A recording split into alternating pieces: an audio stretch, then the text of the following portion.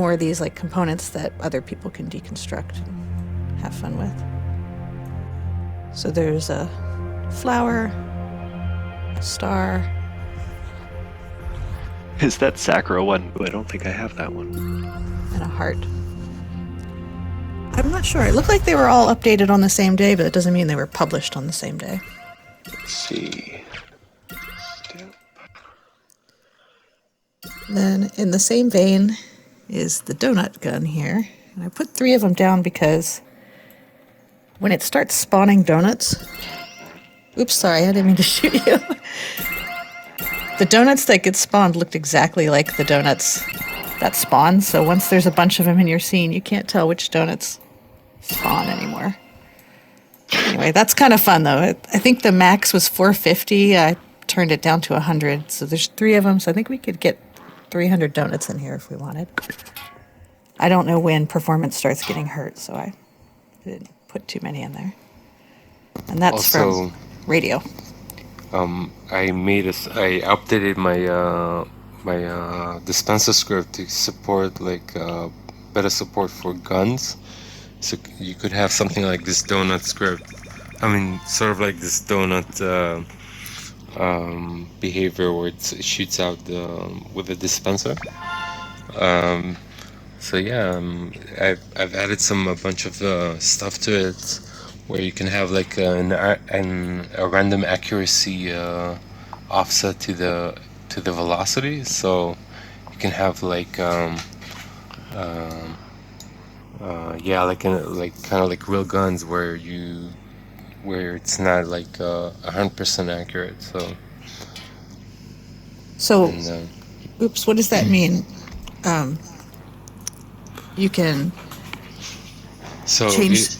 Oh, go ahead. it allows you to rust bullets basically. So you place it inside a gun, and it already listens to like to when it gets grabbed and when they hit the trigger. So it kind of saves you from having to use other simple scripts for that. Oh, cool. And the best part is that you don't have to use the event system, because that can usually, when you set up simple scripts, the event stuff gets really complicated to set up when you have multiple of these objects. So it doesn't use the event system. So Nice. you can just place it in any gun and it will shoot bullets. Do you know anyone that's using it right now? Like an experience that we could go? I just released it, but like I have a link here that one sec that demonstrates it. Put it in chat. Okay, let me open it.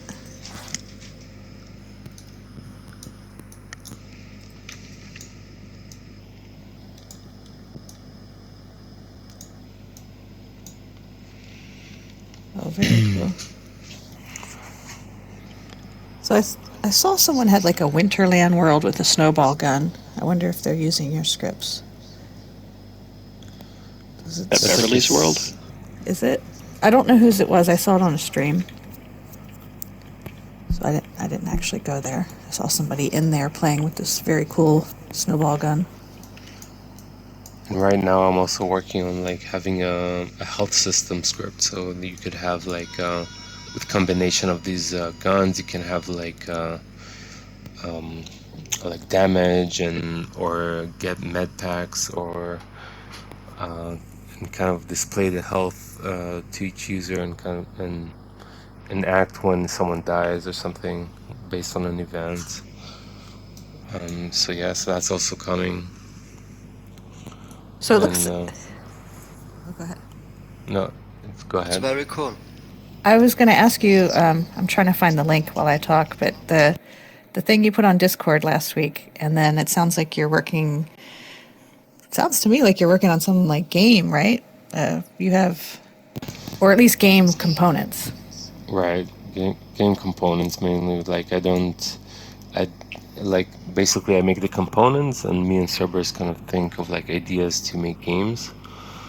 The problem is that we always start one thing and we never like finish it. So we have like 5 different games that we started that have like some functionality, and but I think it's better if I just sell these scripts on the store so that anyone can make whatever they want with them. So that's what I'm aiming for with that gun script and the health system. Do you have? I mean, I would love to put a demo together when you get some like stuff to work with, and write like a little tutorial and maybe do like a mini game for office hours. Here's the link. Yeah. Let me see. This is in case anyone didn't see last weekend. Evo posted this incredibly cool scriptable UI teaser that he's working on. And it completely blew my mind that you had click events going on there. Yeah.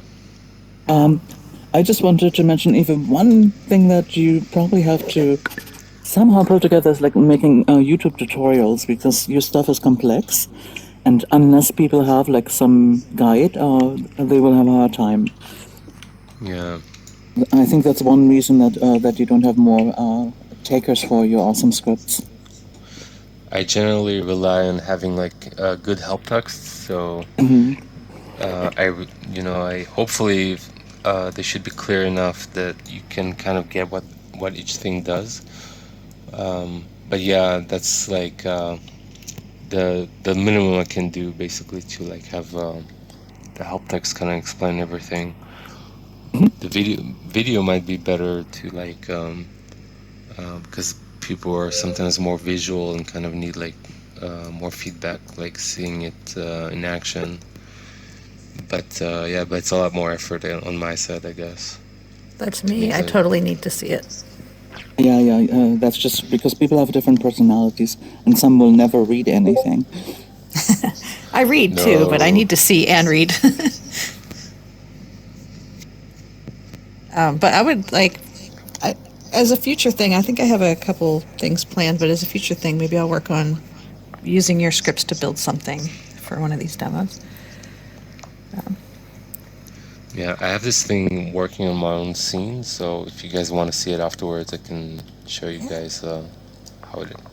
The only problem with it is like what I told you on Discord was like the limits on the clicks, so it throttles after 5 clicks, and you can see it in that short video that on the last click you can see like this like 5-second timer in the corner where it just starts, kind of in white on black on the very bottom right corner. And basically I used up all the 5 clicks, and then I have to wait another 5 seconds until the next click clears, so it can update. So yeah, it gets pretty quickly. It gets kind of hard to use, I guess. That's the only problem.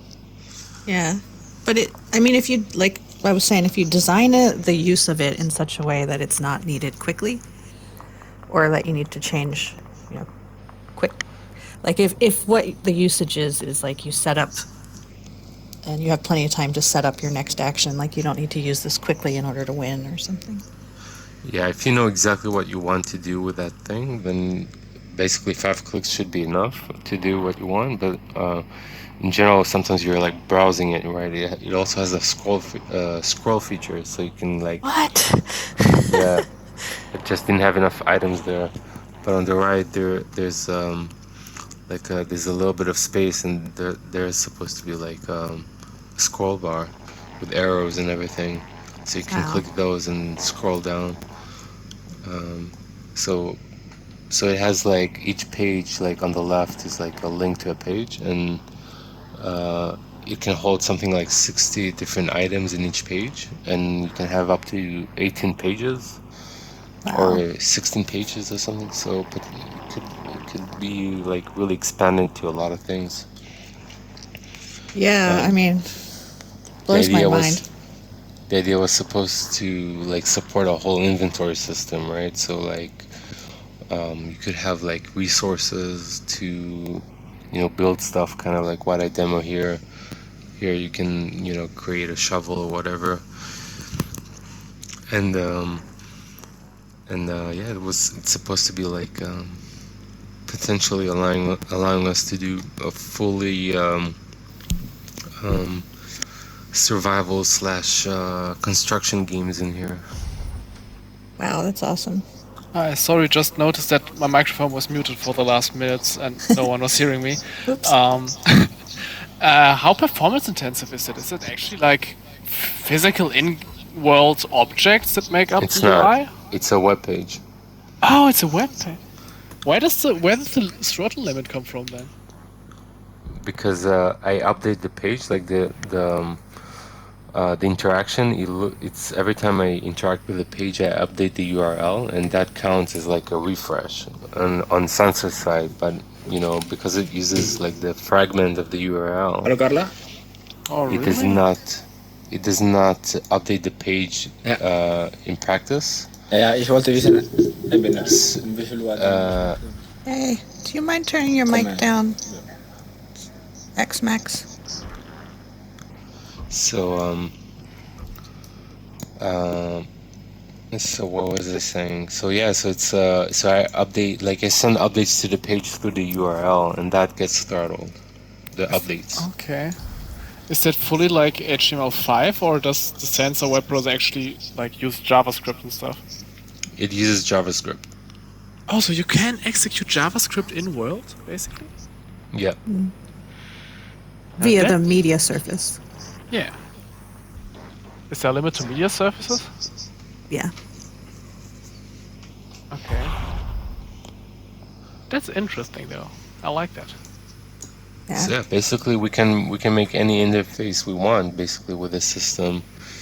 This is just an example of like a menu of like an inventory system, but like this could be also like a YouTube playlist where you can select songs, or it can be like an atlas, our own kind of atlas version or something, or codex where we can click on experiences. It could be many things, but yeah, the only problem was that limit on the 5 clicks. Even if it was just like 10 clicks per 10 seconds, then that would already like make it super much more easy to use. But yeah. I mean, you can probably do it without updating the URL though, right? No, you can't. I can't. Media pages are not interactable. You can't. I make it appear like they are by updating the URL, but they're not. Oh, okay. Wait, that's You- stupid. Why are there media pages that you can't interact with? Yeah. So if you weren't aware, Evo's written a tutorial on like how to use serverless scene media. So I just put the link in nearby. And I know he has more on his GitHub, right? Yep. I have His the GitHub is pretty good for tutorials and scripting explanations. Let me see if I can find that. There we go. This is the base of his GitHub. Poke around in there. That's the scripting guide, but I think, That's a good start, I think. yeah. Are there just like maybe a little off topic, but are there any other ways of interacting with like APIs or something, REST based maybe? You could do stuff. Like, is there an HTTP protocol or something in the Yeah. scripting library? There is. There is. You could do something with a WebSocket and stuff like that, or using what is it called, Firestore or Firebase to kind of like send updates to the page. Oops. But I kind of avoid anything that requires API or a server or a backend or something. I just I really don't want to do that kind of stuff, and so I did everything through just HTML and JavaScript. And pay for it. It's best when this is free too. That's, Exactly, yeah. yeah. It's the most efficient. Well, I'm thinking that I might actually use it as a project to get into scripting. Maybe. I have to see if I have time for it. But I'm Yeah. I'm actually working in private on like my website and stuff like that. So I'm deep into backend stuff right now.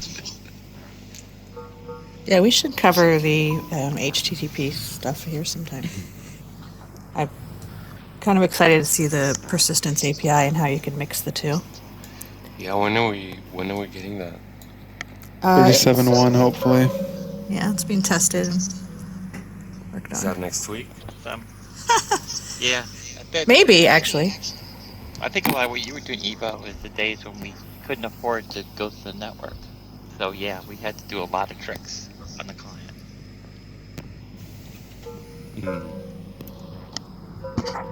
Let's see, I think this is the last of the new things on the store this week that are scripted, and this is just kind of a basic TV. I think it's over here. I think the only script is it changes the animation that's played on it or turns the light on and off.